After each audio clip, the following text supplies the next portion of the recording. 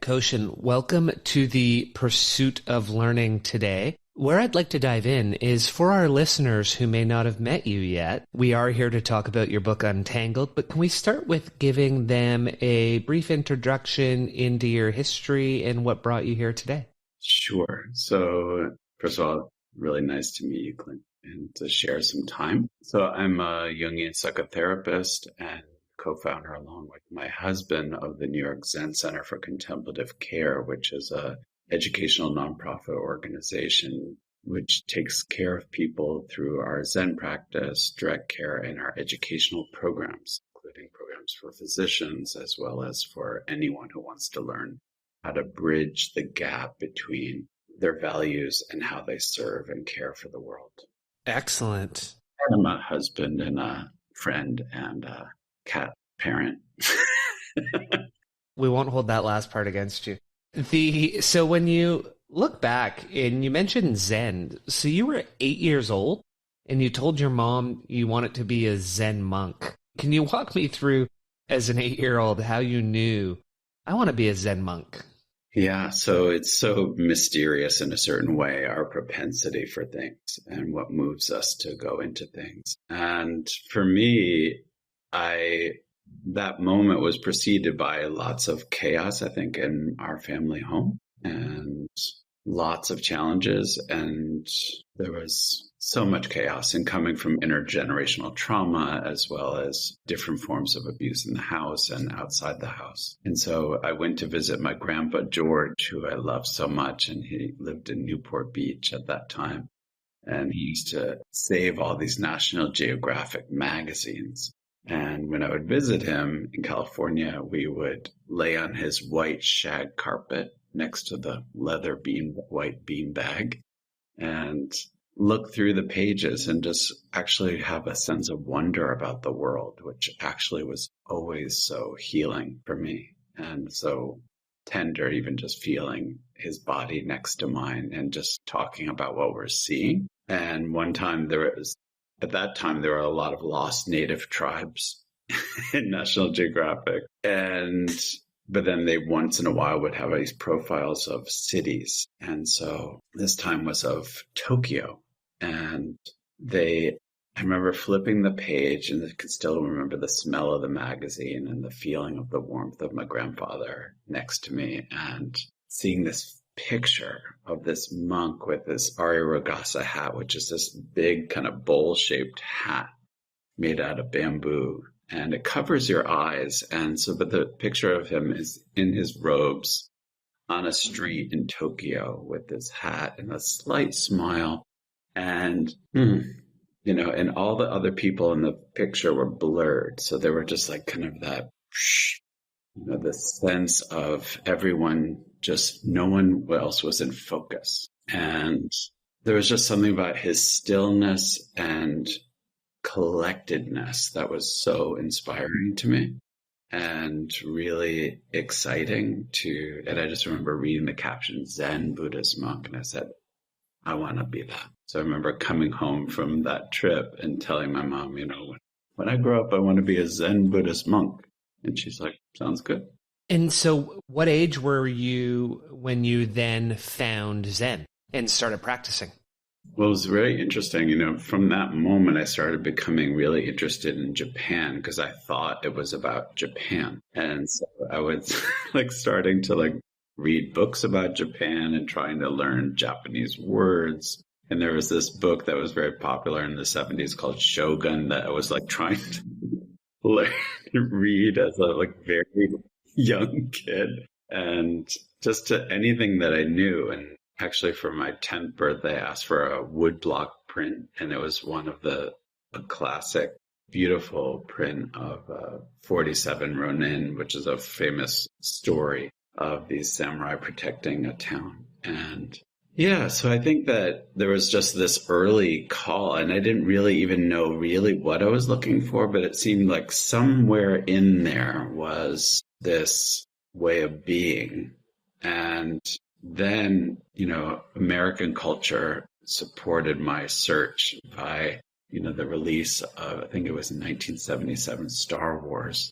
And I remember biking to the mall with my friend Jason Goldsmith and to, see that movie many times that summer. And it was just an incredible thing. And for me, it was really what was very moving was this ability that this super whiny kid who was the kind of protagonist of the story, Luke Skywalker, and he was so whiny, and I so related to that, that whininess. Because I felt so not at home in myself, in the world, in my family, in school, and I just felt like this. And so he was very whiny, and that the fact that you could find a teacher, so that kind of relationship with that character and Obi-Wan Kenobi was like, it blew my mind. It felt like, well, maybe this is a direction. You have to find a teacher. And I knew that monks had teachers. So I started to piece things together. And shortly after that was the first Karate Kid movie and before the remake. And then I realized, it was through karate. You could find a teacher through karate. And so this is kind of kid logic and kid thinking, which is kind of great, And so I went to the local strip mall, and in the basement below the drugstore, and there was a karate school when there were really not, I don't have any memory of any other children there.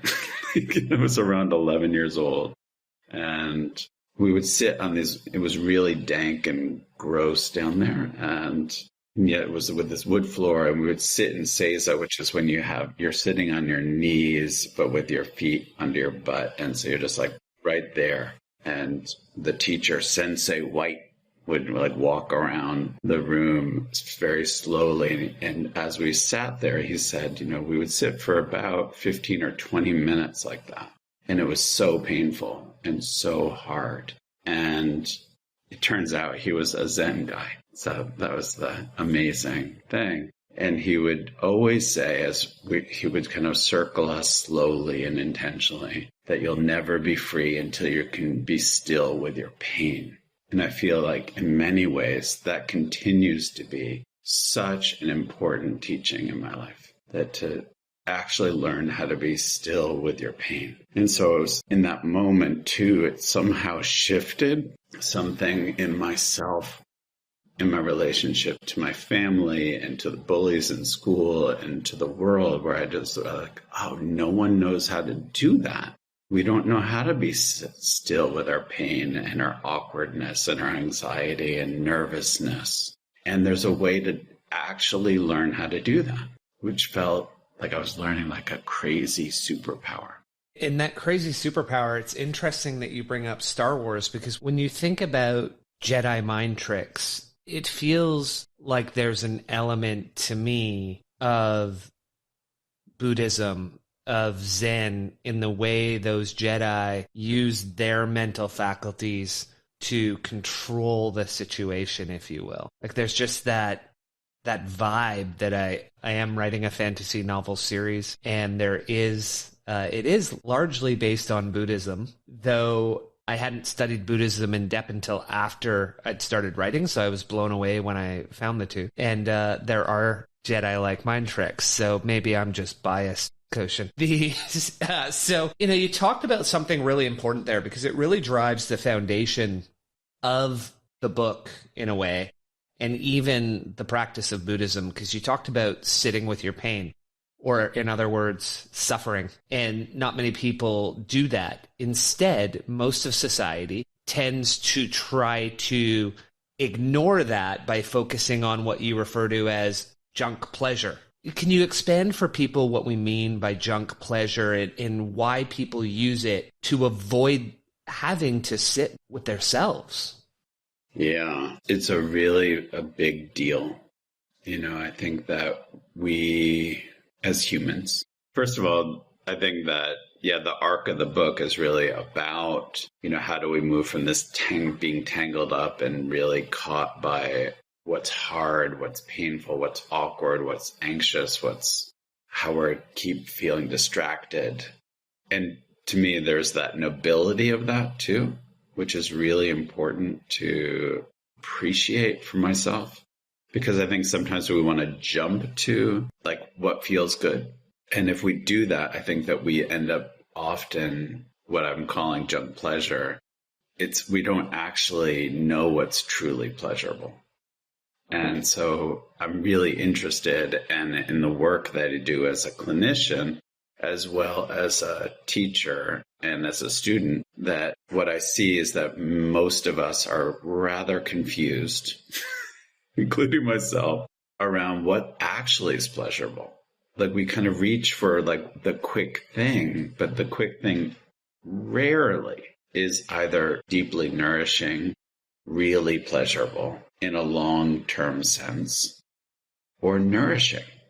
And so I think that, it's like one of the reasons why that, the primary use of the internet is porn. And, so it's like and to me, that's just fascinating. It just means that the main thing that people are searching for is pleasure on some level. And how do we not, just shame that, but just to actually realize like, wow, this is a collective issue here. That we're all looking for like something to feel good and to feel pleasure, and perhaps going into a place that is not going to allow or nourish lasting sense of contentment and true nourishment and true pleasure. Yeah, because that junk pleasure is fleeting. It's empty. And I love that what you said we're searching for is a life infused with meaning, marked by genuine connection, aligned with what matters most. Can you tell us more about that? Well, I can tell you that's been my search, for sure. And I really do feel like that those three pieces are so important and have been so nourishing in my own life. And coming from a background where I feel that I come from a family of really wonderful people, but who also didn't know how to be still with their pain. And like most of us, and so we end up doing quite unskillful or even in moments harmful things. And that's what I learned. And so it was really I was taught to kind of hide what was real, and in terms of saying what was really in my heart or in my mind, and really what was happening for me. And so I found myself quite phony and really, and it's interesting because I'm still kind of, often people call me like the smiley guy, but like I had like this weird smile, like where it was kind of very disconnected, where I was just, because I really wanted people to like me and I really wanted to be intimate, but I didn't know actually how to do that. I didn't know how you could have a relationship where you actually let people in and actually shared what was true. And early in my life, I met this incredible woman named Rachel, and she was like kind of the first person I realized that you could actually think about what's pleasurable. She's like, well, what would you like to eat today? What should we experience? So she, in some ways, there's this beautiful Leonard Cohen song called Suzanne. I always felt like she was a Suzanne in my life, where this person who invites you into what actually is pleasurable. And she taught me so much about, I'd never met anyone like her, and that we could go to Jamaica and camp on the beach and write in our journals about what really we were scared to write about or scared to say, and then share it with each other. She was like this incredible, and is an incredible person, and who taught me actually so much about what pleasure could be and what a relationship could be. And we both came from, different kinds of challenges, and yet we deeply connected in this spark of life, in this movement towards meaning, sensual experience of life itself, and being kind of ravished by beauty and not being afraid of what was scary. It sounds like that's a lot of what she shared with you, was breaking down society's rules about what you're allowed to do and not allowed to do, and instead doing what you want to do. Does that sound moderately accurate? Yeah, I think that it's not just what I want to do, but to actually be interested in exploring. And I think that it's not just the want. I just remember one time, actually, she and I, when we were in Jamaica, it was this amazing trip, and we were at the top of this cliff that all these people were going jumping off and into the beautiful Caribbean. And she and I were standing there holding hands for like, I don't know, a long time, like maybe 2 hours, looking over the cliff and like, do we really want to do that? And we said, well, we'll never have this experience again. So let's do it. And so we jumped off this 40-foot cliff together. And I'll never forget like the sound that came out of my body, like all of the fear that I had been experiencing just came out in this like, like this intense sound. And it was amazing. And then just like hitting the water and seeing this incredible world. And it was so beautiful. It was like water was crystal clear, and it was just filled with bubbles from the splash, and it felt magical, and I think that our fear, at least in my own experience, is that my fear has held me back from actually experiencing moments like that. And I feel like this morning I was just walking to get chota something at the farmer's market and just seeing like the beauty of fall beginning to happen here in New York City. And it's just like the beauty of things is available. We can get, but if we stay in a preoccupation with our worries and concerns, and it was raining, and like many people were like, oh, it's raining, it's terrible, but it was actually beautiful. Do you ever challenge or invite your students to, on a regular stretch of road that they walk every day, to open their eyes and look for something that they've never noticed, a storefront or something that they may have passed hundreds of times and they've never actually seen it? It's so funny that, have you been eavesdropping, Clint? No, it's just something, I'm studying to be a meditation teacher, and it's one of the things that jumps out at me when, even today, I've worked at the same spot for 8 years. I walk to a certain coffee shop, and I'll walk by a store and say, oh, well, that's fabulous. I wonder when that got here. And then they tell you 6 years ago. You're like, what? How did I not notice this? But now you make it an exercise. I need to find something I haven't seen before. There's two sides to that. So like one is, yes, I do. Our center, Zen Center, is on 23rd Street in a neighborhood called Chelsea in New York City. And 23rd Street is a very kind of funky main thoroughfare. And I really encourage people, while you're walking down 23rd Street, actually walk down 23rd Street and see what happens. And the cool thing that happens to me every day when you do that is you recognize the other people who are also walking down 23rd Street. And there's not that many of them, even though it's a very crowded street, but you recognize each other and like, oh, look at you, you're actually here. It's really beautiful and amazing. And the other piece of that, actually, there's two other pieces to me, things that we can actually embody and work with, is that oftentimes some students will say, how am I doing? How's my practice going? As the teacher, like asking their teacher. And I usually say, well, tell me about the lives of the cashiers at the grocery store that you depend on. And I remember the first time someone asked me that and I responded in that way, they're like, what? I was asking about my meditation practice. And I realized, and I said, yes. And I'm asking about your meditation practice. And how is your meditation practice bringing you alive and connected to the world?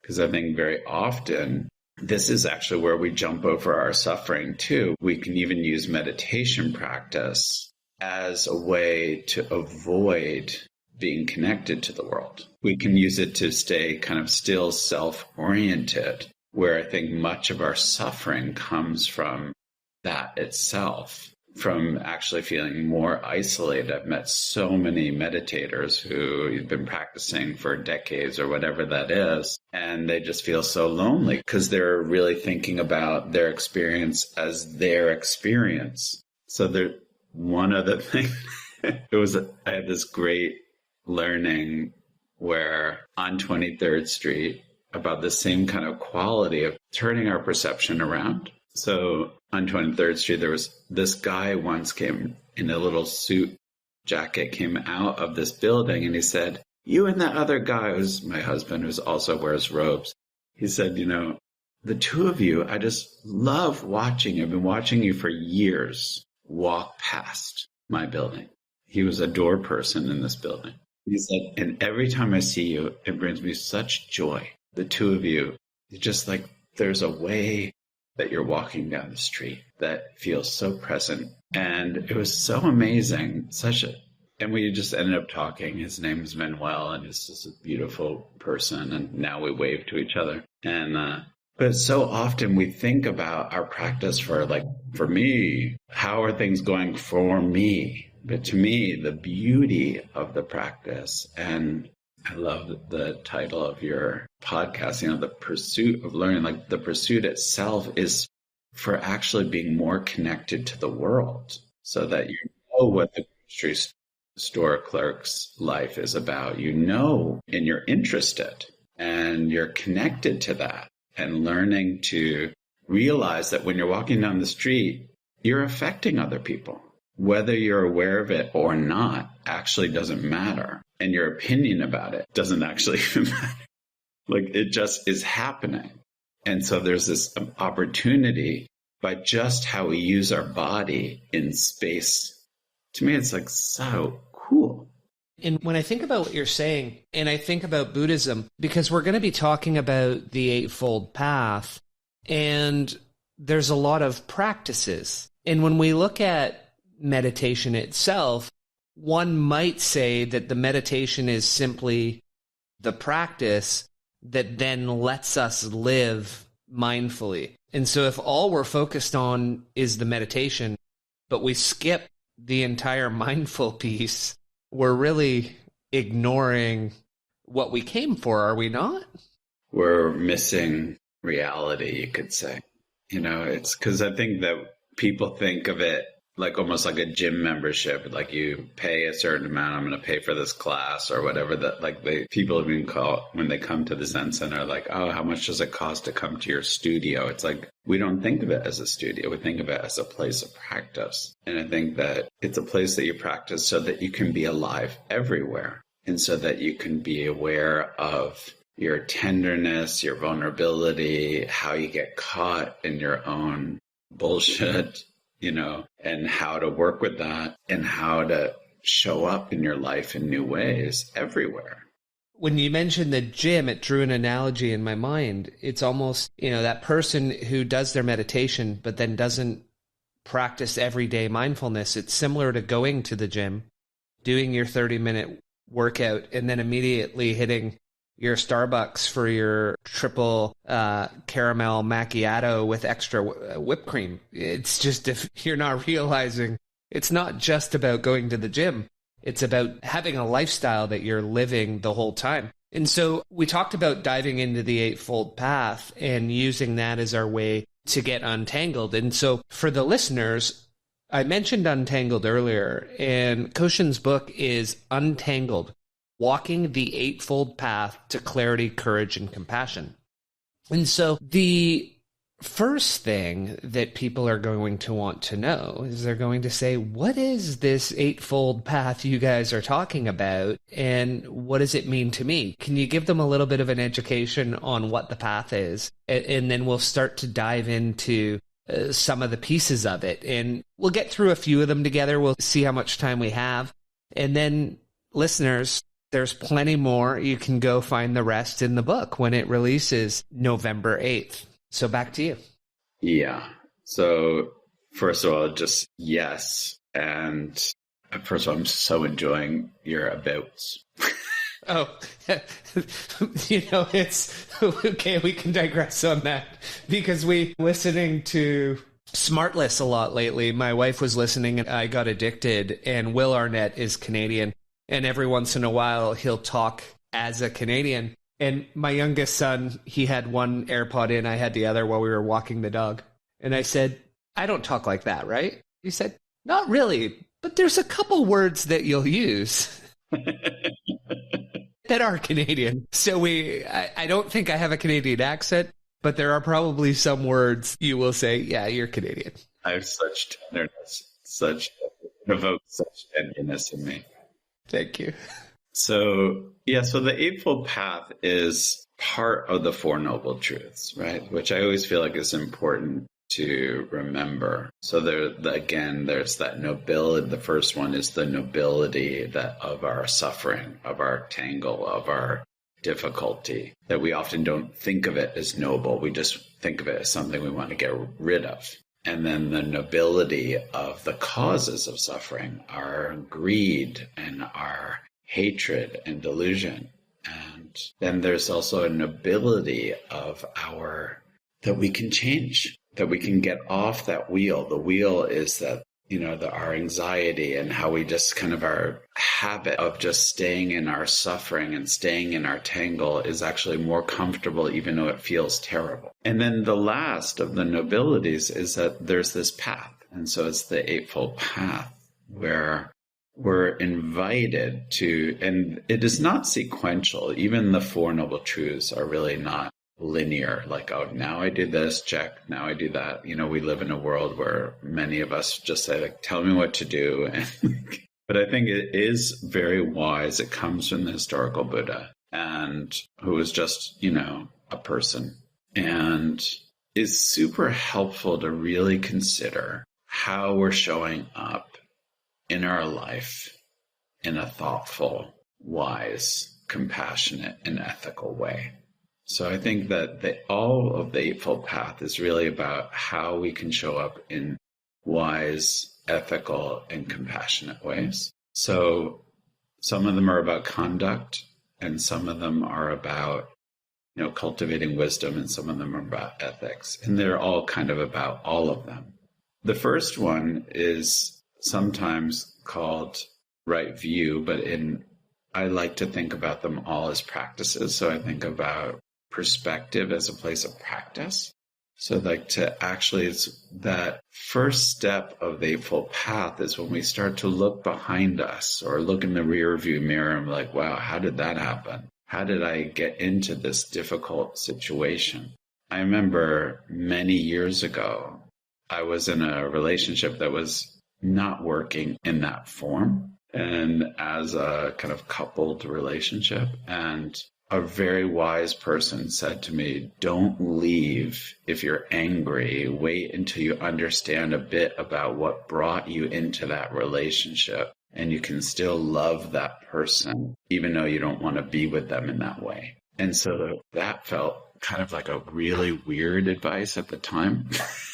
And yet I feel like it's embodied in this perspective or right view as a path, because it's, wow, how did I get into this situation? Instead of blaming the other person, or because they were just doing themselves, but how is it that I created that situation for myself, and how was I drawn to that situation, and how did I want to shift that without shame or blame?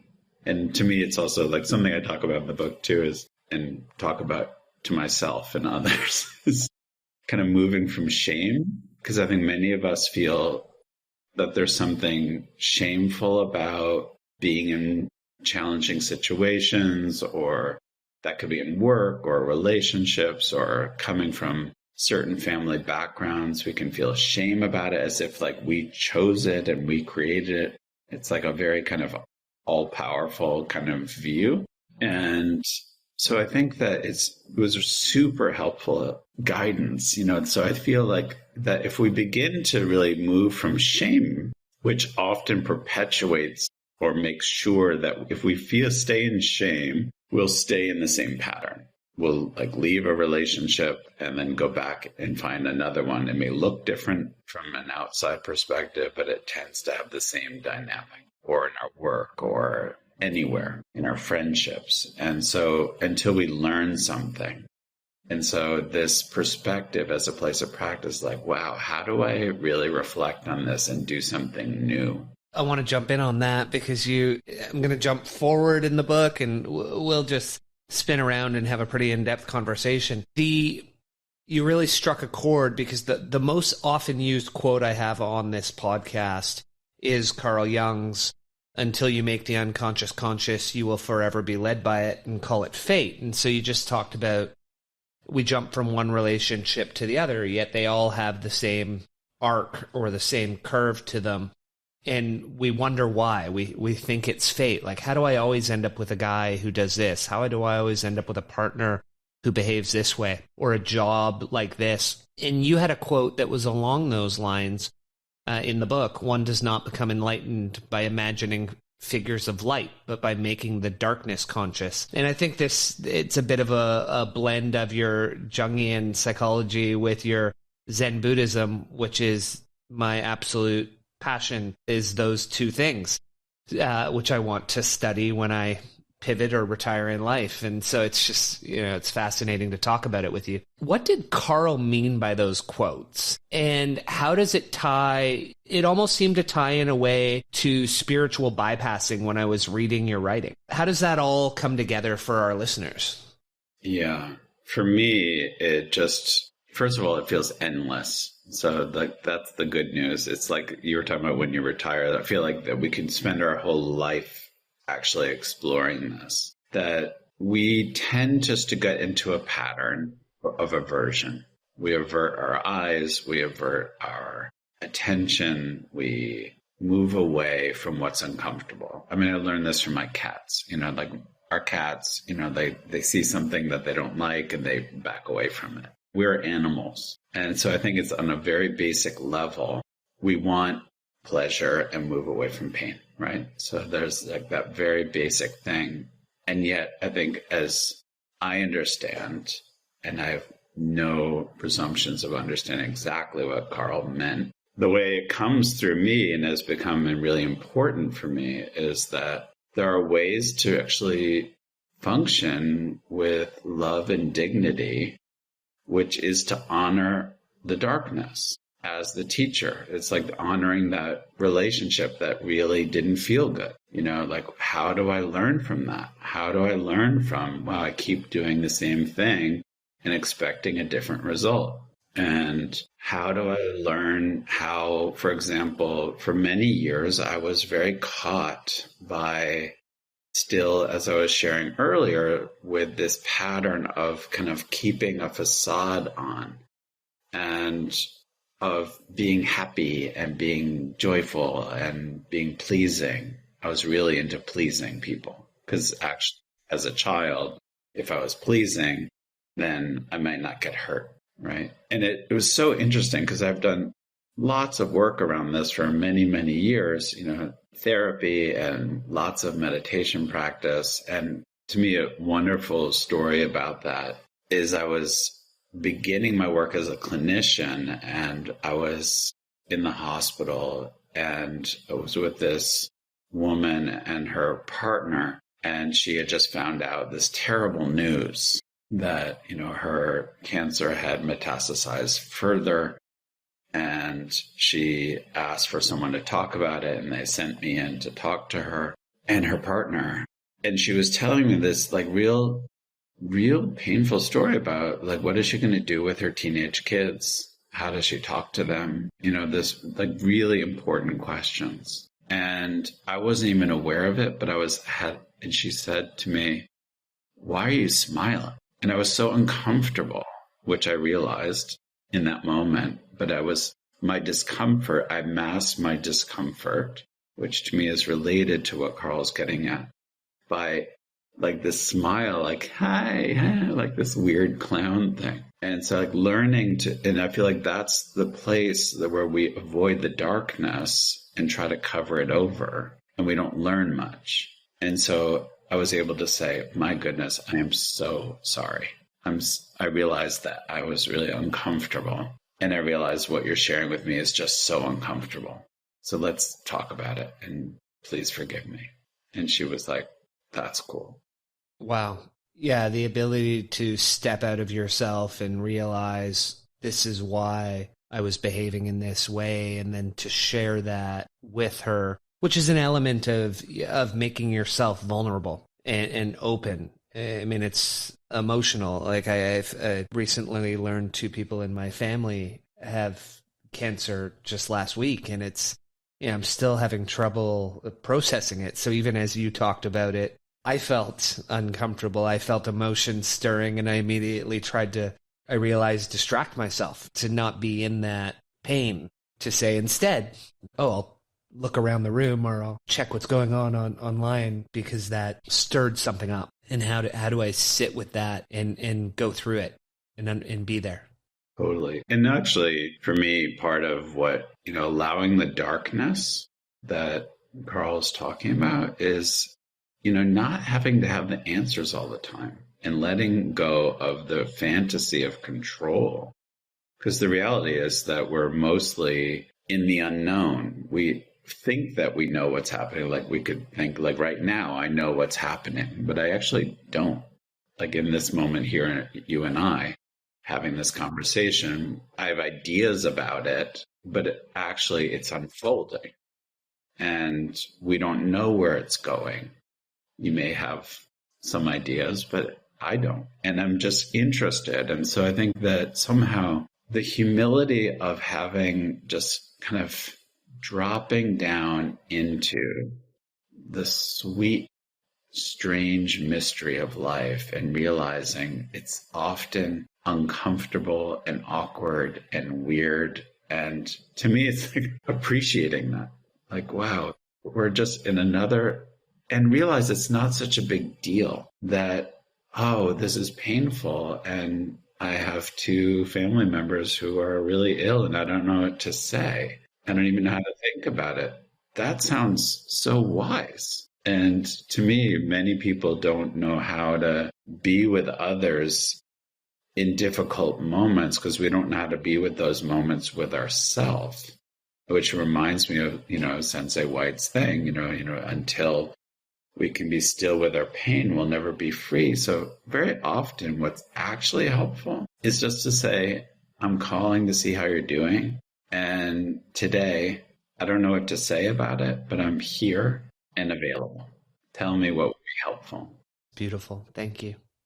I appreciate that. I always think of it as practicing being dumb and dumber, like not having to know anything. There's a level to that, right? Because if we practice, that takes us to the student mindset. It takes us to a humility of, I don't actually have the answers. I don't know. And if I come to you to learn, I can't come with a cup that's already full. I need to come with an empty cup and say, fill my cup, teach me. I'm here to learn from you.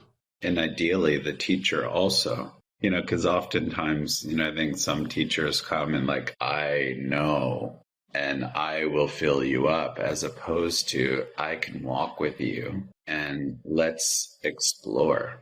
I think that very often, even teachers, have that shadow too, where they think they know something, and that can be really dark. It can lead to dangerous outcomes. And you talked about one in the book, a spiritual leader that had a mispropriety, and the way he was atoning for it was beautiful, but that can often be the outcome of feeling as if you are the sage guide or guru, and you forget. So I wrote down, I loved what you said. I can walk with you, and let's explore the path together. It's a beautiful way to frame it.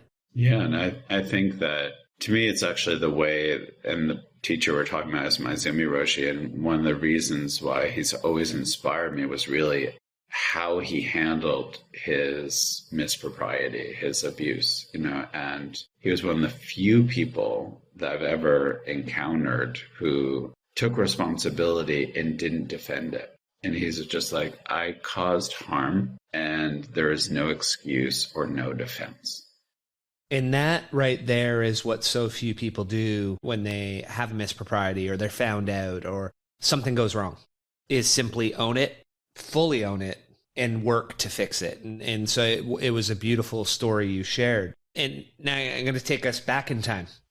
First of all, I just love him for that. And because he was really the first person I'd really encountered who was non-defensive in that way. And I was like, I want to grow up to be that courageous, to take full responsibility.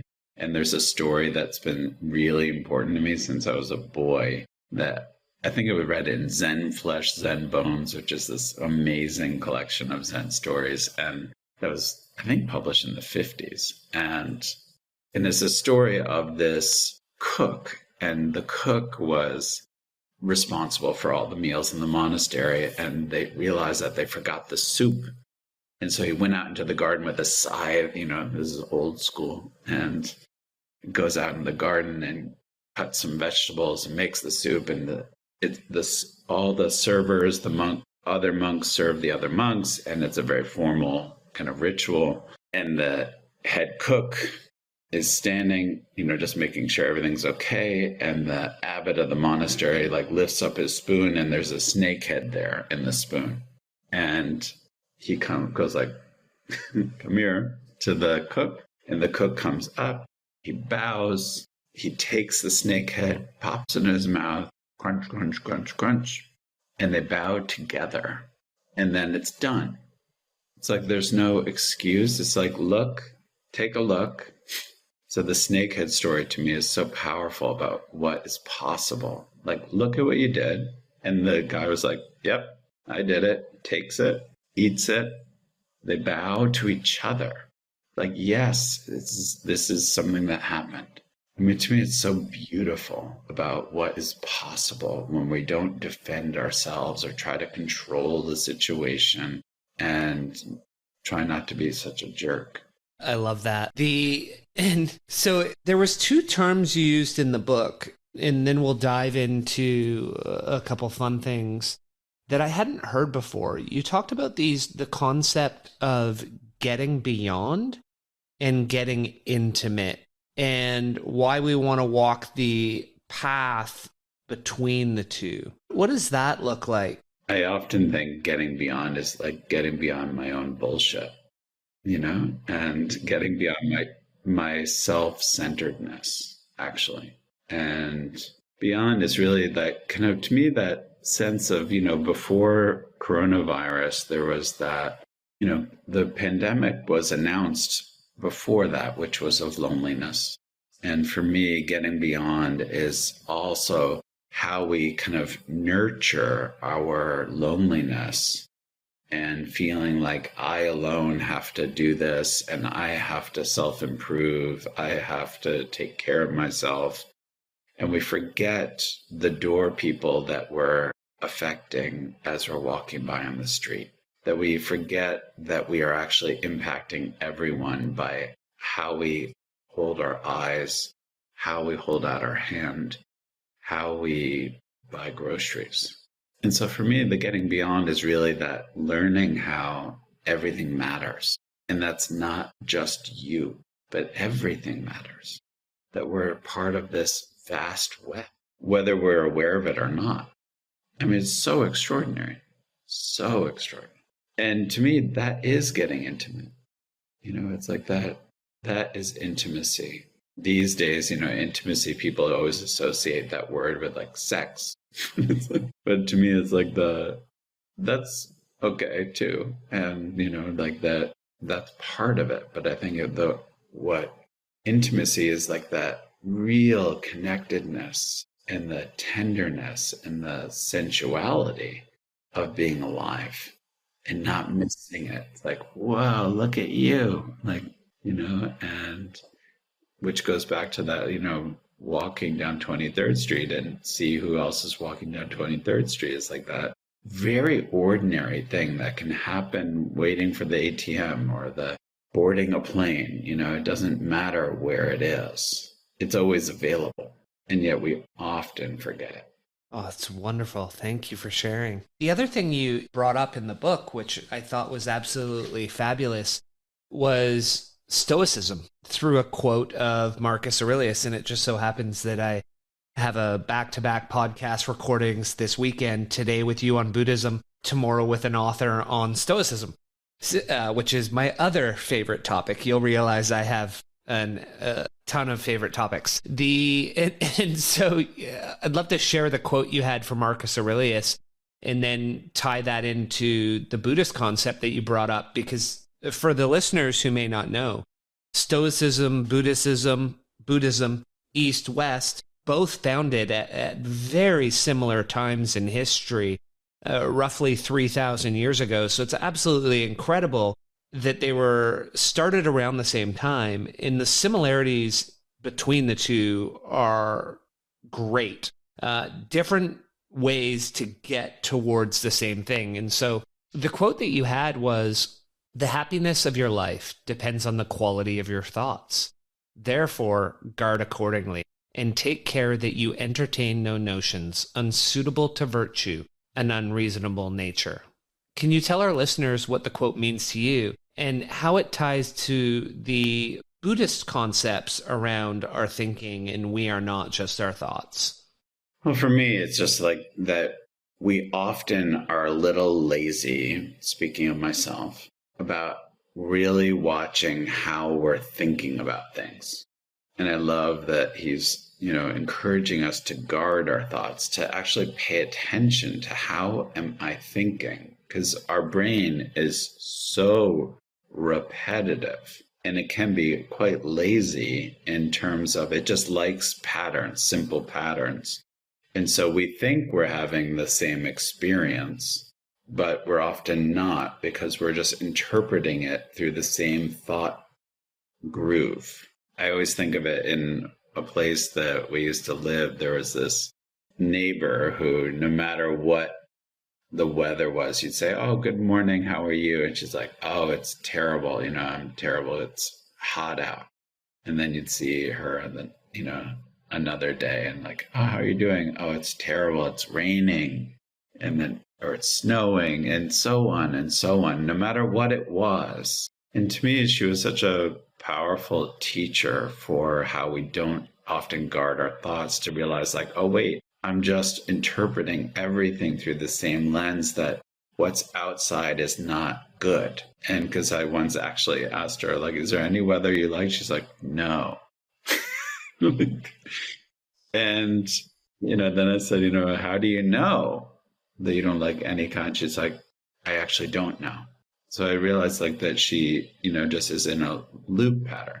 And so not guarding the thoughts. So we're just like assuming everything's an inconvenience. Everything's just like crappy or whatever that is. And then we build our identities around that. I'm this kind of person. I'm a person who doesn't like weather. I'm a person who doesn't like cats. I'm a person who doesn't like dogs. I'm a person who doesn't like that political party. I'm a person who likes this political party. I'm a person who cares about this or not that. We just actually start to create our life in where there's no layers. And so we become the prisoner of our thoughts. So we're not really guarding our thoughts and really considering their impact and thinking about, what can I learn from you? And it kind of goes back to me about the emptying our cup that we were talking about before. And that often our cups get so full immediately with our thoughts. Like before we even have an experience, we've already decided whether we're going to like that experience or not. I was having a lunch with a whole group of people, and one of the people who was coming to the lunch is like, "This is going to be awful." I said, "How do you know?" She's like, "I don't like large lunches with people." I said, "Well, how do you know you haven't been to this lunch before? That you might actually enjoy it?" And she said, "That could be true." And after the lunch, actually, she's like, "That was wonderful." I said, "Interesting."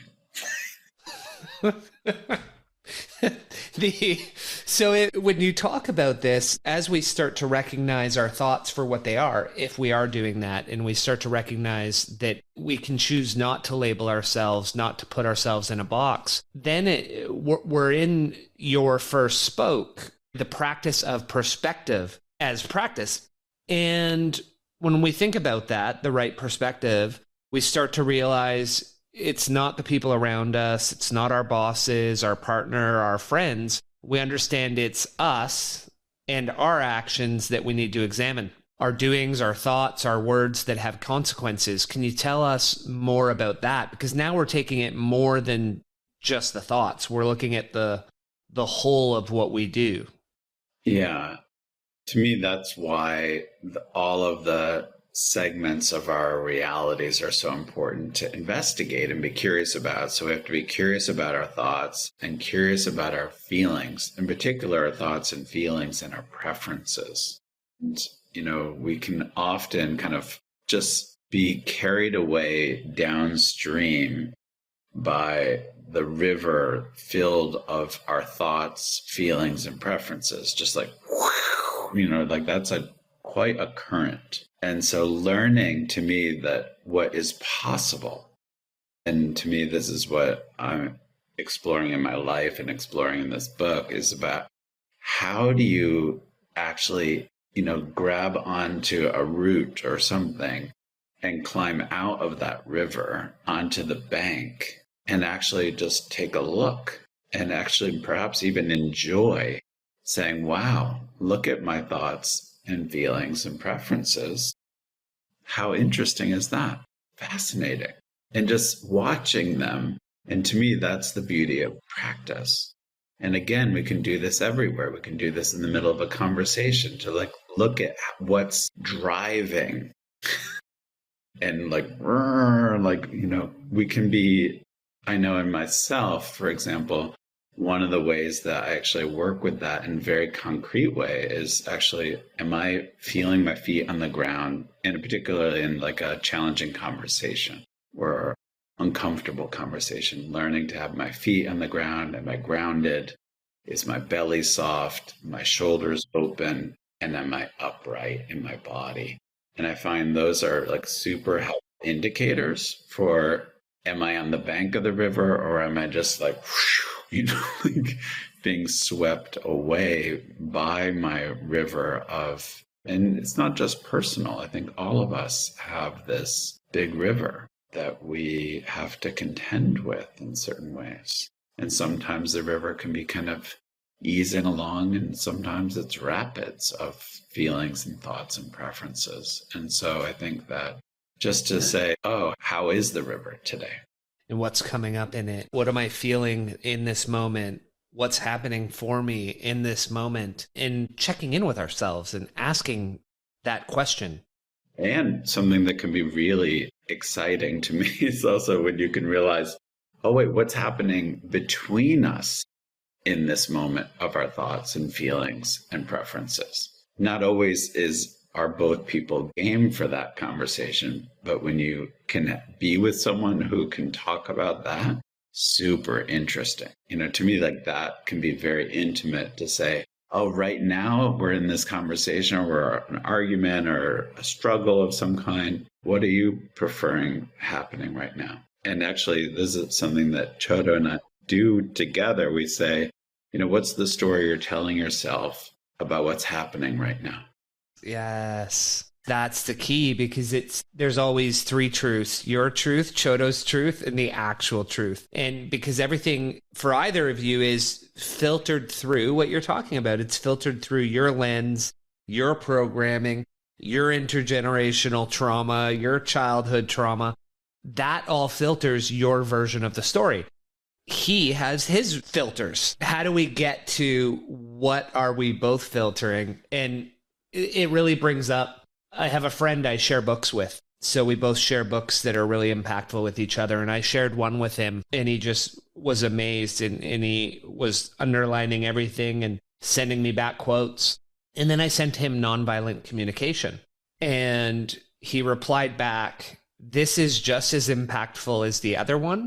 The only difference is it makes me realize everything that I'm doing wrong. Because when we start to realize the way we use our language with our colleagues, our partners, our friends, it's not the right way to to understand what does the other person want, what are their needs, desires, wants, and how does our language bring us together instead of break us apart. So I love that you shared that. Well, I think also that's why one of the reasons why I wrote this book in the way that I did is that other books I've read on this subject, kind of set it up as this kind of very aspirational thing, and which I think it is. And it's also a practice that you can actually do. But I think sometimes it's super important to talk about, like, I wanted to share my own struggle and the struggles that I've experienced in my life with each of these aspects, because I think that they're challenging. So it makes me feel really tender with you and your friend, and just like how sometimes when something's presented in one way, like this is the way to do it, can be super helpful, but also tends to sometimes make people feel bad, as opposed to like, what's get from here to there? Because now I feel like what I'm doing is just like messed up. Exactly. Because it brings comparison. So how do we tend to the gap and realize we're always trying to, I love that book, Nonviolent Communication, Marshall's book. And, how do we together figure out ways to what we value and what we want to learn and what we're doing and how to bring those together, and to realize bringing them together is kind of messy, and appreciating the mess. I love that. Let's jump forward. Let's look at your next one is the practice of right intention. And you talk about right intention as having three aspects: giving up our obsession with feeding on people, the pleasures of the senses, and giving up ill will and causing harm. Untangling the intentions, you say, means asking, how do I seek happiness that doesn't involve exploiting myself and other people or doing them or me harm? And then what I found interesting was you tied the three intentions to the three giants. And you mentioned the three giants earlier, but we didn't call them the three giants. Can you educate the listeners? What are the three giants? And how do these three intentions tie to those giants, and take us through that? Yeah, so the second nobility is that there's causes to the suffering, the causes to the tangle, to our distraction, to our anxiety, to our nervousness, to on, and our overwhelm. And classically, they're called greed and anger and ignorance or delusion. And for me, I'm just a lover of mythology, and in world mythology, giants are often kind of exaggerated qualities. So I found like I've always thought of these three poisons, they're sometimes called, but to me, they're like three giants that have to be reckoned with, because in all the great stories across world mythology, people have to often reckon with or come into some relationship with these giants. And so coming into relationship and with our own greed, with like that big quality that motivates some of us, so many of us, where we just like want more and more and more of it. We want more of good feelings. We want more possessions. We want, whatever that is. I often actually, I feel like it's such a powerful part of our world. In particular, we live in a capitalist world, and where like we just think that acquiring is going to be equals happiness, and doesn't tend to work out. And that's true to me also with emotional states, and because we also tend to be very greedy for certain emotional states. But I think also, as I kind of reflected before, but I think that we can be very greedy to stay in our own shit. We can actually, it seems so counterintuitive, and yet I think many of us do that because we're just used to feeling alone. We're used to feeling, so we're almost greedy by staying in it because it's familiar. And the second one is classically called anger, but I think that for me, there are aspects of anger that are super important. So for me, it's more about the quality of resentment or hatred, and really looking at all those. And to me, many people say like, well, I don't have hatred. And as a person myself who really disowned my own fury and rage, And as a young person, because I really didn't want to be identified with the people in my life who were just raging. So I was like, I'm not that. I'm Hello Kitty. I'm a unicorn. Like I'm not that. And, doing the work that I needed to do with this incredible therapist, like really getting in touch with my rage and my own power was super important and shocking, and continues to be an ongoing teaching. And so it's really important, and to get clear about our relationship to, there was when I was a kid, I remember going to see Ram Dass with my dad. My dad's like a big Ram Dass guy. And I remember him saying, I think it was during the Bush era, no, Reagan, during when Ronald Reagan was the president of the United States. And Ram Dass said, next to Maharaji, my guru, I have a framed picture on my altar with Reagan, who he's like, I have a lot of hatred for. And he realized that until he saw him equal to his guru with deserving love and compassion, that his work was not done. So to me, like, that's such a beautiful way to actually work with the giant of hatred, is to realize and not turn away from it and not pretend you don't have it, but to say, actually put it on your altar, put it on a very visible place and honor it and work with it. And really beautiful, I think. And the other piece is delusion, the giant of delusion. And the main delusion is separateness. I think that's the foundational delusion that we all suffer with, which is, I think I'm not you. And maybe you matter more than me, or I matter more than you, or you're not even real, or I'm not even real. So like those foundational delusions of separateness. Yeah. Really what leads us down the path of othering and hate and ideologies, instead of just saying, we're all people, we're all connected. And so many people can't realize that. It's just, and I can't even say that because then I'm putting them in camps. But until we have more people realize how connected all of us are, we'll always have hate. And it's just such a sad state of affairs. I remember someone telling me this story. I can't remember where it was. It was in a children's ward in a hospital. And there was this kid who it's terrible, was horribly burned. And this other kid, after the kid who was burned was able to begin walking again, and this other kid went right up to his face. He's like, you know what you are? He's like, you're ugly. And they started laughing together. Like, yes, I'm ugly. And then they went and played a game together. I think that sometimes like the delusion is like, we can't say what's real, we can't say what's true. And that, how do we just get more real? And how can we be kind? That even to me, like, it was actually an interesting story of kindness in a way that we don't normally think of it. It's beautiful. And that brings us even right to the next one, which is right speech and the importance of our words and the impact that they have. And you highlighted that Buddha said that everything we say should be spoken at the right time, spoken in truth, spoken affectionately, spoken beneficially, and spoken with a mind of goodwill. And I realized as I read that I don't know if you've heard that Rotarians have they call it the 4-way test before they say anything. And they say that is it true? Is it fair to everyone concerned? Will it build goodwill and better friendships? Will it be beneficial to all concerned?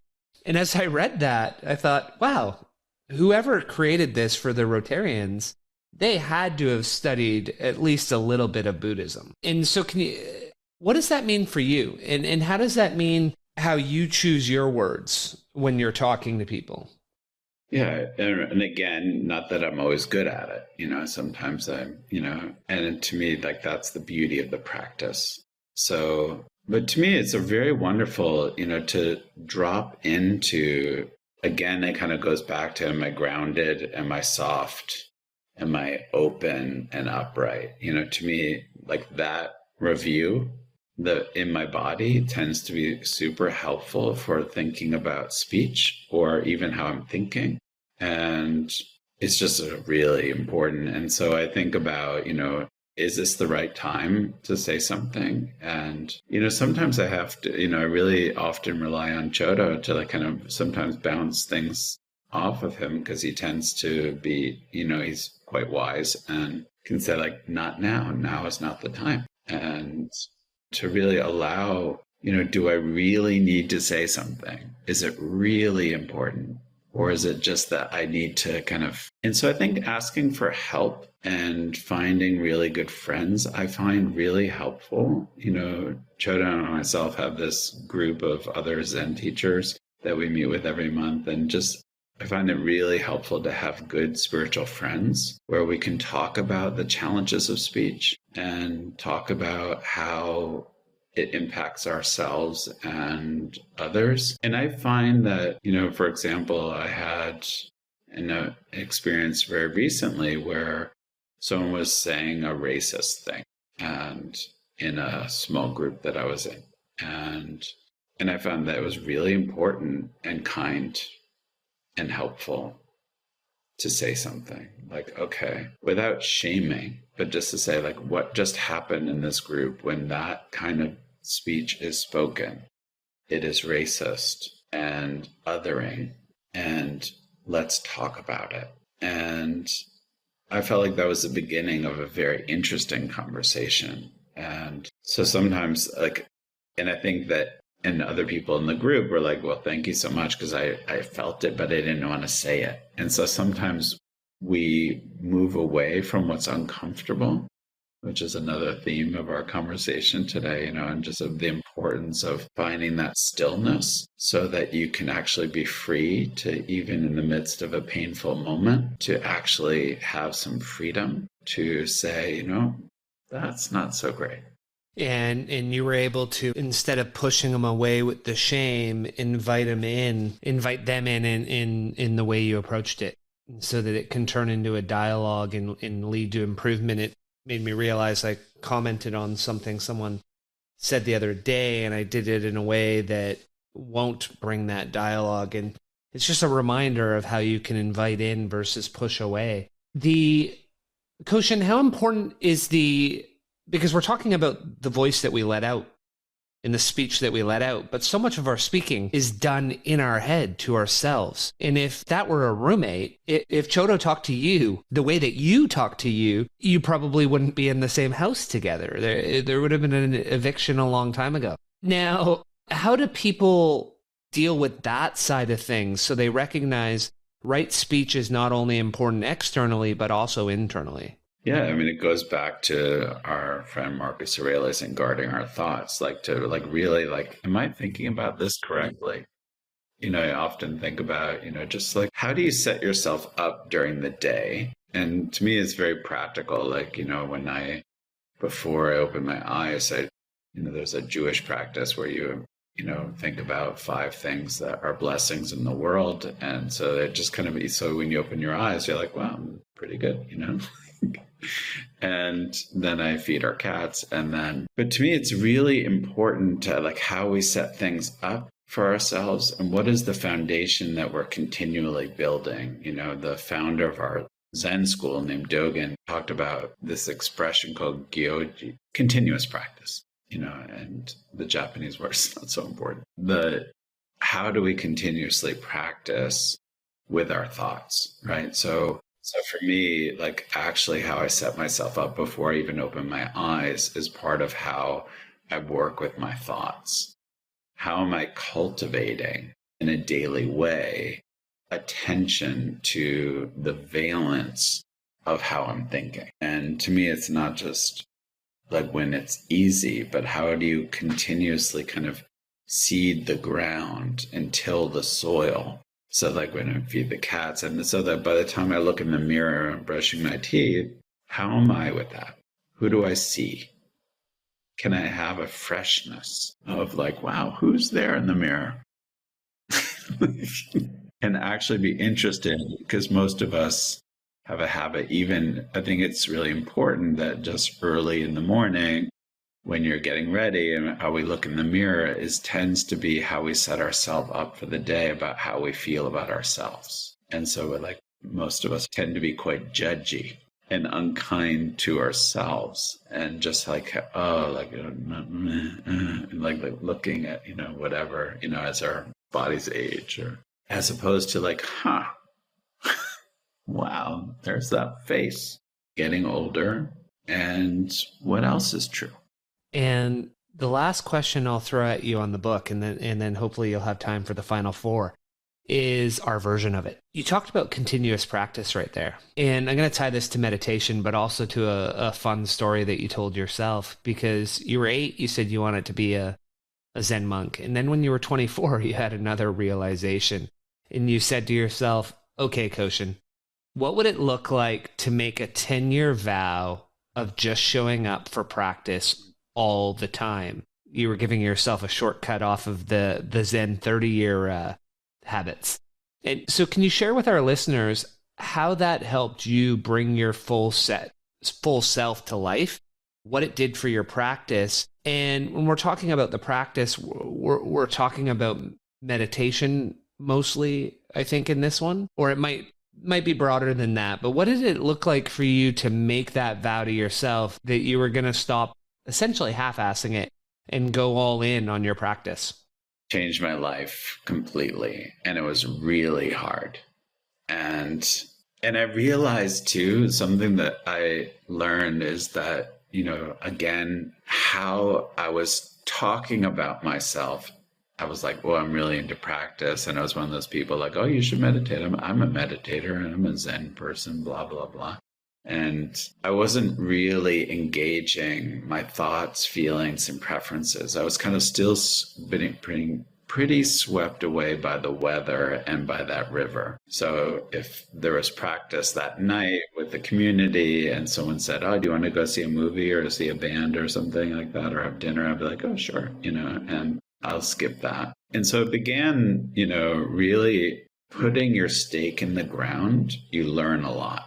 And there's actually a ritual from an indigenous tribe in Madagascar where when a person gets a certain age, it's probably 13 or 14, they go off into the jungle and they have to find their staff. And at a certain time, they have to also deal with their fears and their reality. And so that they have to find a staff. And they have to deal with their fear because it's quite actually dangerous in the jungle and scary. And they have to find their own food and they're left to their own devices. And then when they come back, all the people of the tribe are on either side. They make a kind of 2 rows, and the parents and their friends and all of those people are now just part of those columns of people. And they have to kind of walk in the middle and then turn around so that they're on the center of both sides. And they plant their staff, and that is the end of the ritual. But it's like that learning how to say, I am part of this larger experience. And so for me, making that commitment was very much about planting my staff in that way, saying this is actually what's really important to me. And I would love to have dinner with you, and I can do that after practice. Or I wish I could see that movie. Let's go another time. But it really forged, because I think it was very difficult, because our preferences are strong, and mine were for sure and continue to be. But it was hard, and it made me realize that just because something's hard, we often kind of throw in the towel. And I think that hard and awkward and painful are such important teachers. And those are the moments. What I've learned and continue to learn is that the moments that are hard and challenging and yikes are the moments that forge our character very significantly. So I think our habits of backing away and retreating from what's hard is a real deprivation. And so what I learned over those 10 years was the amazing capacity that Sensei White, it's like, keep learning his teaching of learning how to be still in the midst of pain. So like actually, and sometimes it's a little pain, like, ooh, that doesn't feel good, to like, to a scream, and learning either way how to be still and closing that gap between what I say I care about and what I'm actually doing. It's actually the most amazing thing I know. Wow. What a powerful way to end that. Thank you. And so a couple minutes do you have available for the final 4 version of questions that we do? Excellent. So given the podcast is about learning and growing, what's one book you've read that had the most influence on your life? I would say The Dark is Rising by Susan Cooper. The Dark is Rising. Oh, I love the sound of that. I read that as a young boy, and I made me feel not alone in the midst of what was terrible. And if we looked at your bookshelf right now, what's on there that you're reading? What's there? Reading a book called Enlightenment Unfolds. It's just a collection of writings by Dogen, book called The 5 Ranks of Tosan. So these are like very like Zen study books. And what is often there is books by Marie Howe, one of our friends, and a beautiful poet. And in particular, like I've been going back to her book called The Kingdom of Ordinary Time, which has this poem called Spell that is just gorgeous. Thank you for that. And there's one other book that I just adore. It's called Zen Seeds by Oyama Roshi. And she's just this incredible female Zen teacher, and that her teachings are fantastic and rigorous and loving. I'm going to check that one out. So if you look at your last 3, 6, 12 months, what's one thing that you've purchased for under $1,000 that you can't live without? Can't believe it took you so long to buy it. A countertop for my husband. So our kitchen is somewhat small. And so it, like this fold down counter, it's so cute. And it actually made the kitchen twice as big. I love that. And it brings joy to him. Yeah, because now he has space to cook. It's incredible. So you may be biased to just say start practicing Zen, but given the purpose of the show, what's one habit, behavior, mindset shift that you think can help all of us grow that's worked for you? To me, asking yourself, what else is true? Yeah, I noticed you like that question. Yeah, I love it. What else is true?